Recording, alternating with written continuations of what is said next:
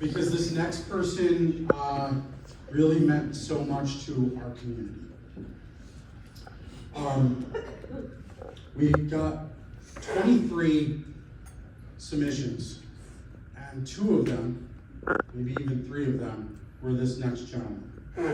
Now, I didn't know Chris very well, but the times that I did get to spend with Chris were really important to me.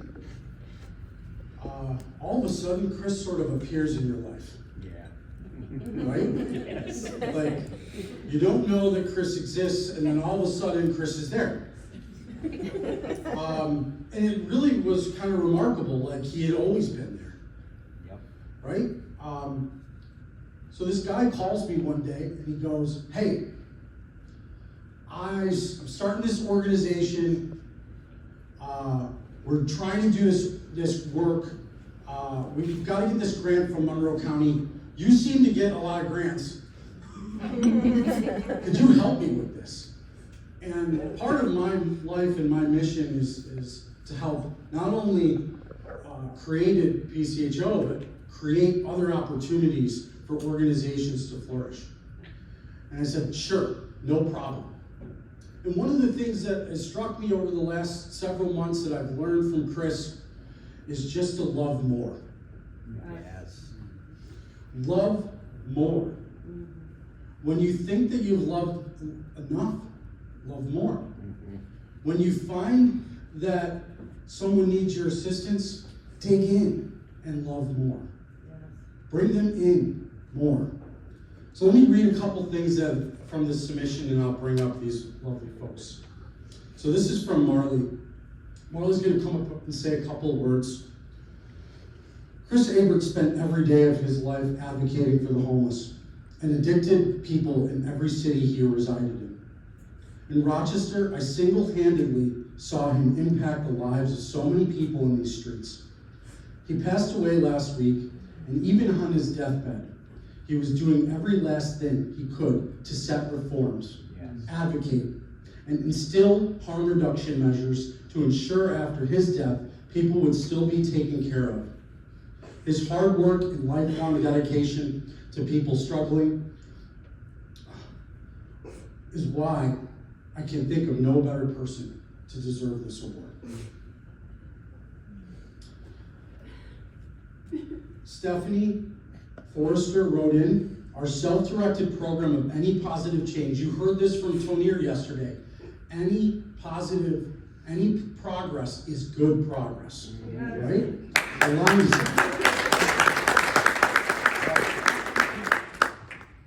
Aligns with our trans-theoretical model of behavioral change, an integrative model that conceptualizes the process of intentional behavior change. Chris, founding NIRA and RAW programs, part of RAW programs, run by and for people impacted by substance use. This man dedicated his life, and I want to invite his folks that nominated him, as well as his mom and his sister today to receive this award.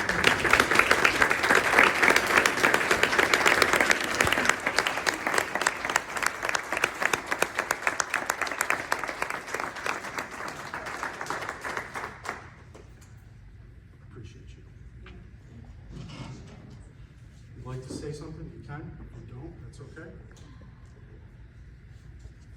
Christopher was always a bundle of joy and love. He fell upon hard times. He didn't think enough of himself, I think because he was different. And back then, different wasn't accepted. But such a wonderful man. I'm proud to say that I knew him. I'm actually his wicked stepmother. He was so little, he didn't know there were different words. And so I was always Zini, his wicked stepmother. That boy, he's still with us. Yes. I can feel it. And everything he's advocated, and everyone he's helped, and I'll love him forever. Thank you very much for this. We will cherish it.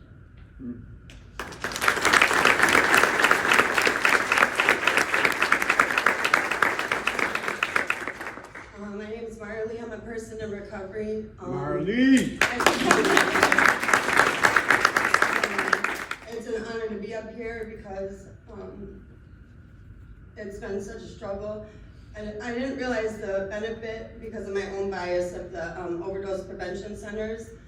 At first I had, I guess I just had my own beliefs and I was kind of resistant against that idea. However, going to Raw on Sundays and seeing the benefit of having people be in a safe environment while they use, it's a journey, it's not a destination, and every single journey that somebody goes on is going to be different. So what works for me might not work for the next one. The benefit of loving people exactly where they're at.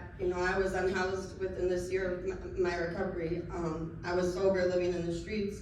And that is a whole different beast. But now being able to go back on Sundays and get back on the streets that I was living on is just an incredible honor. I believe that's why I've been put on this earth, is to carry the message.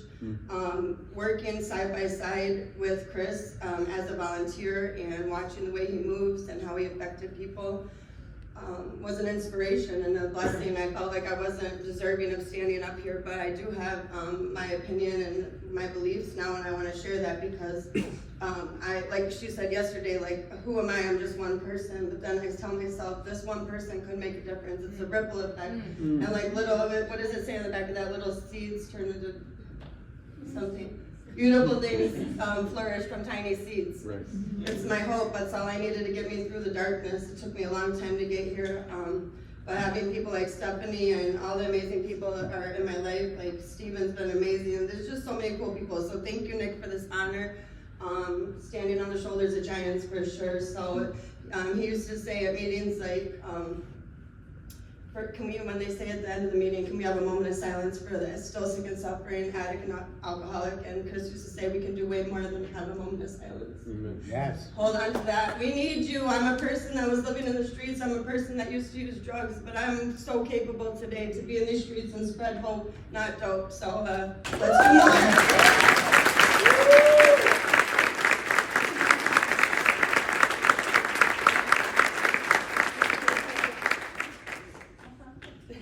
If you were ever in the presence of Chris Ebert, you knew what it was to be loved right where you were at and as you were.